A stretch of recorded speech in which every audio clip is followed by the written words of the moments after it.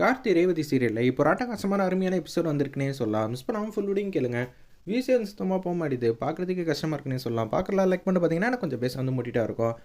கார்த்தியை மாப்பிள்ளையை ஆக்கிட்டோம், அது நமக்கு தெரியும், வீட்டில் இருக்கிற யாருக்கும் தெரியாது. கார்த்திக் வேணால் யாருக்கும் தெரியாமல் பட்டு வெட்டி பட்டு சட்டை கொடுத்துடலாம். ஆனால் முன்னாடியே வந்து அவங்க அம்மாவுக்கும் அப்பாவுக்கும் ஆசை இருக்கும்ல, இது மாதிரி கல்யாணத்துக்கு வந்து சந்திக்கணும்னு.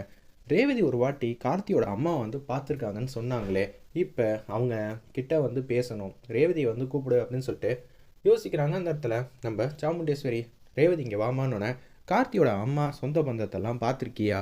ஆமாம்மா, அவங்க ரொம்ப கஷ்டப்படுறவங்க அப்படின்னு சொல்கிறாங்க. அந்த இடத்துல அப்படியாம்மா, அவங்க எந்த வீட்டில் இருக்காங்கன்னு தெரியுமா? இல்லைம்மா, யதார்த்தமாக ஒரு நாள் வந்து ஒரு கடையில் ஜாமான் வாங்கிட்டு இருந்தாங்க, அவங்கள வந்து பார்த்தேன் அப்படின்னு சொல்கிறாங்க. அவங்க எப்படிப்பட்டவங்க?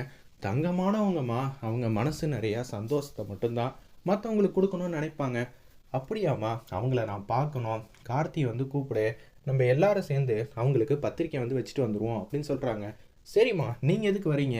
நானும் கார்த்திகை மட்டும் பத்திரிக்கையை வந்து வச்சுட்டு வந்துடணும் அப்படின்னு சொல்கிறாங்க. அந்த இடத்துல ரேவதி சரிம்மா கார்த்தியை கூப்பிடுன்னு சொன்னேன்.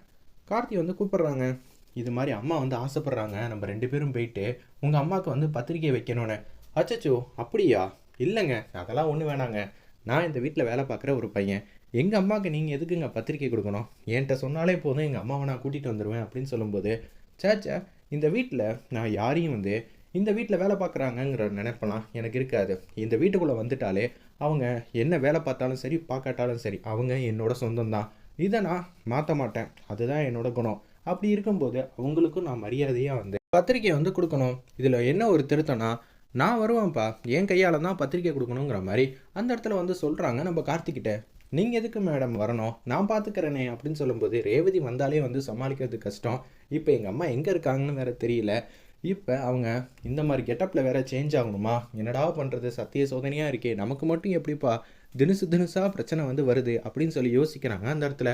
அப்போன்னு பார்த்து ராஜராஜனை வந்து கூப்பிட்றாங்க. ஏங்க, முக்கியமான ஒருத்தவங்களுக்கு வந்து பத்திரிக்கை வந்து வைக்கணும். யாருக்குமா அப்படின்னு சொல்லும்போது, நம்ம கார்த்தியோட அம்மாவுக்கு. என்னது, கார்த்தியோட அம்மாக்கா? இது ஒரு பக்கம் சந்தோஷமாக இருந்தாலும் கடைசி நேரத்தில் வந்து அபிராமியோட புள்ள தான் கார்த்தின்னு தெரிஞ்சிருச்சுன்னா நிச்சயம் வந்து கல்யாணத்துக்கு சம்மதிக்க மாட்டாலே கடைசி நேரத்தில். இப்போ என்ன பண்ணுவோன்னு தெரிலன்னு சொல்லி யோசிச்சுட்டு இருக்காங்க ராஜராஜன். வாங்குங்க, நம்ம குடும்பத்தோடு போகணும், கார்த்தி நம்ம குடும்பத்துக்கு எப்படிப்பட்ட உதவியெல்லாம் செஞ்சுருக்காங்க யோசிச்சு பாருங்க. அவன் மேலே ஏகப்பட்ட பழியெல்லாம் போட்டாங்க, அது எல்லாத்தையும் வந்து உடச்சி நம்ம குடும்பத்தை பாதுகாக்கணும், நம்ம குடும்பத்துக்கு எந்த விதமான கெட்டதும் நடக்கக்கூடாதுன்னு சொல்லிட்டு போராடிக்கிட்டு இருக்காங்க. அவங்களுக்கு நம்ம மரியாதை வந்து கொடுக்கணும்ல அப்படின்னு சொல்லி யோசிக்கிறாங்க. தாம்பூல தட்டோட வெத்தலை பாக்கு ஆப்பிள் எல்லாத்தையும் வாங்கி கொடுத்து மரியாதையோடு அவங்களுக்கு ஒரு பத்திரிக்கை வந்து கொடுத்துட்டு வந்துடலாம் அப்படின்னு சொல்லி யோசிக்கும்போது, மயில் வாகனம் வந்து பேசுகிறாங்க.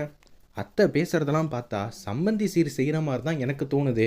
ஒரு வேளை மகேஷ் பற்றின விஷயம்லாம் தெரிஞ்சு கார்த்தியை வந்து அத்தை சைலண்ட்டு மாப்பிள்ளையாக வந்து ஆக்கிட்டாங்களோ? அது என்ன மாப்பிள்ளை, சைலண்ட்டு மாப்பிள்ளை?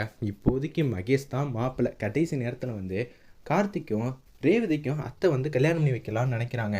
அதனால தான் இப்படியெல்லாம் வந்து செய்முறை செய்கிறாங்கன்னு நினச்சி எனக்கு ஒரு யோசனை வந்து தோணுது. மாப்பிள்ளை சாமுண்டீஸ்வரியெல்லாம் அப்படியெல்லாம் யோசிக்கிறவளே கிடையாது அப்படின்னு சொல்லி திங்க் பண்ணிகிட்டு இருக்காங்க. சரி மாமா, நான் சொன்ன விஷயம் நடக்குதா இல்லையான்னு சொல்லி மயில் வாகனம் வந்து யோசிச்சுட்டு இருக்காங்க.